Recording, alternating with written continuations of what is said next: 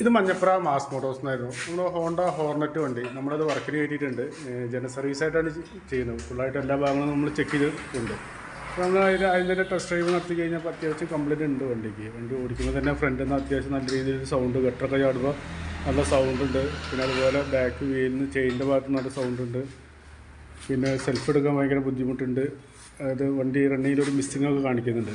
അപ്പോൾ അതൊക്കെയായിരുന്നു നമ്മൾ ഓടിച്ച് നോക്കി കിട്ടിയ കംപ്ലൈൻറ്റ്. പിന്നെ അതുപോലെ കസ്റ്റമർ കംപ്ലൈൻറ്റ് പറഞ്ഞിരിക്കുന്നത് ബാറ്ററി ചെക്ക് ചെയ്യാൻ സെൽഫൊക്കെ കംപ്ലൈൻറ്റ് വേണ്ടിയിട്ടുണ്ട്. പിന്നെ ഓയിൽ ആവശ്യമുണ്ടെങ്കിൽ മാറ്റുക, ചെക്ക് ചെയ്തിട്ട് മാറ്റുക. സീറ്റ് കവർ മാറ്റാൻ വേണ്ടിയിട്ടുണ്ട്. വാട്ടർ സർവീസ് ഓപ്പണായിട്ട് ഫുള്ളായിട്ടൊന്ന് അഴിച്ച് വാഷ് ചെയ്യാൻ വേണ്ടിയിട്ടുണ്ട്. പിന്നെ അതുപോലെ തുരുമ്പുള്ള ഭാഗത്തൊക്കെ ഒന്ന് പെയിൻറ്റ് ടച്ച് ചെയ്യാൻ വേണ്ടിയിട്ടുണ്ട്. പിന്നെ ചെയിൻ ലൂബ് ചെയ്യാൻ വേണ്ടിയിട്ടുണ്ട്. അതൊക്കെയാണ് കസ്റ്റമർ പറഞ്ഞിരിക്കുന്നത്. നമ്മളതിന് വേണ്ടി ജനറൽ സർവീസിന് വേണ്ടി കയറ്റിയിട്ടുണ്ട്. അപ്പോൾ അതിൻ്റെ ഭാഗങ്ങൾ ചെക്ക് ചെയ്യാൻ വേണ്ടി കയറ്റിയിട്ടുണ്ട്. നമ്മളതിൻ്റെ ചെയിൻ്റെ ഭാഗം ചെക്ക് ചെയ്ത് നോക്കുമ്പോൾ ചെയിനൊക്കെ അത്യാവശ്യം നല്ല രീതിയിൽ ലൂസാണ്.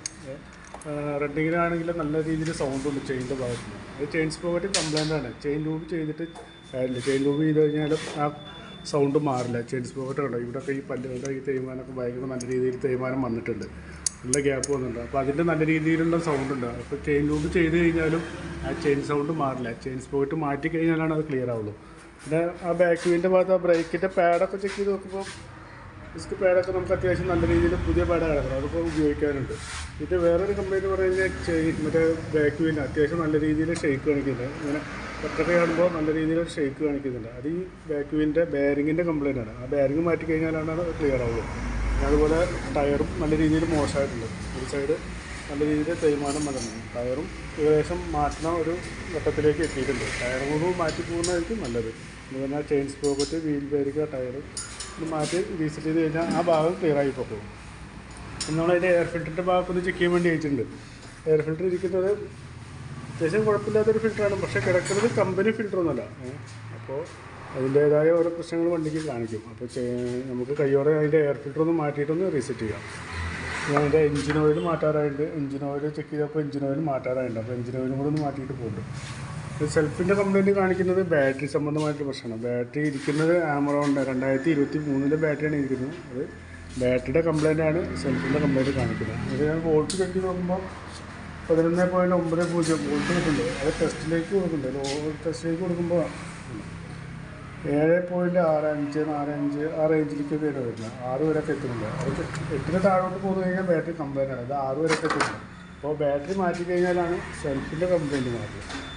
പിന്നെ നമ്മൾ അതിൻ്റെ ഹെഡിൻ്റെ ഭാഗത്തൊക്കെ അത്യാവശ്യം നല്ല രീതിയിൽ ഓയിലേക്ക് കിട്ടും. അപ്പോൾ നമുക്ക് ഇവിടെ ഒരു ഓറിങ് വരുന്നുണ്ട്. അപ്പോൾ കയ്യോടെ നമ്മൾ അതും കൂടി ഒന്ന് അയച്ച് മാറ്റി റീസെറ്റ് ചെയ്യാം. പിന്നെ ഹെഡ്ലൈറ്റ് നമുക്ക് ഒരു പോയിൻറ്റ് ബൾബേ കത്തുന്നുള്ളൂ. അപ്പോൾ അതിൻ്റെ ബൾബിൻ്റെ കംപ്ലയിൻ്റ് ആണ്. അപ്പോൾ ആ ബൾബ് കൂടി ഒന്ന് മാറ്റിയിട്ടൊന്ന് റീസെറ്റ് ചെയ്യാം. പിന്നെ മീറ്ററിൻ്റെ ലൈറ്റിൻ്റെ വേറെ കുഴപ്പമൊന്നും കാണിക്കുന്നില്ല. ചെക്ക് ചെയ്ത് കഴിഞ്ഞപ്പോൾ ഹെഡ്ലൈറ്റിൻ്റെ ഒരു പോയിൻറ്റ് വർക്ക് ചെയ്യുന്നില്ല. അപ്പോൾ അതാണ് അതിൻ്റെ ഒരു കംപ്ലയിൻ്റായിട്ട് കാണിക്കുന്നത്. പിന്നെ ഗട്ടർ ചാടുമ്പോൾ നല്ല രീതിയിലൊരു സൗണ്ട് വേരിയേഷൻ കാണിക്കുന്നത് ഫ്രണ്ട് വീലിൻ്റെ ബെയറിങ് കംപ്ലയിൻ്റ് ആണ്.